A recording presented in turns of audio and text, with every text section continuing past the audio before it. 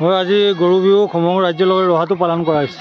কি ক'ব? ৰহা সমগ্ৰ অসমৰ লগতে আচলতে বিশ্বত অসমীয়াৰ মান ৰক্ষাৰ যি অসমীয়াৰ যি আয়ুস ৰেখা বিহু আৰু এয়া বহাগ বিহু খেতি আলমক কেন্দ্ৰ কৰি যি তিনিটা বিহু পালন কৰা হয় অসমত, তাৰ এটা বিশেষ বিহু বহাগ বিহু বা ৰঙালী বিহু।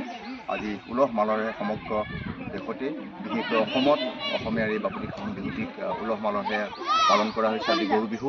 গৰু বিহুৰ দিনা পশুধন সুৰক্ষাৰ কাৰণে, পশুধনৰ ৰক্ষাৰ কাৰণে আৰু সুস্বাস্থ্যৰ কাৰণে মাহ হালধিৰে গা ধুৱাই চাটবাৰীত থেকেৰা, বেঙেনা, জাতিলাও, হালধি আদি আনি লৈ চাটবাৰীয়ে তেওঁৰ সেই পশুধনসমূহক লাও খা বেঙেনা খা বছৰি বছৰি বাঢ়ি যা, মাৰ সৰু বাপে সৰু তই হবি বৰ গৰু, এই নামেৰে এই সূত্ৰেৰে আমি সকলো অসমীয়াই পশুধনসকলক পূজন কৰা হয়।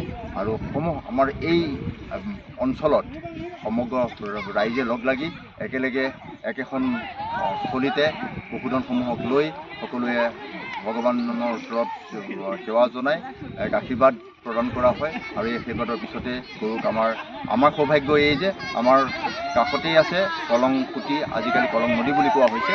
কলং নদীত সকলোৱে পশুধনসমূহক গা ধুওৱাৰ এক পৰম্পৰা চলি আহিছে আৰু এয়া আমাৰ একতাৰ পৰম্পৰাৰ নিদৰ্শন। আৰু সমগ্ৰ অসমবাসীলৈ আমি এই হাৰিমুখ অঞ্চলৰ পৰা বিহুৰ ওলগ জনোৱাৰ লগতে সকলোৰে সুখ শান্তি সমৃদ্ধি হওক তাকে কামনা কৰিছোঁ।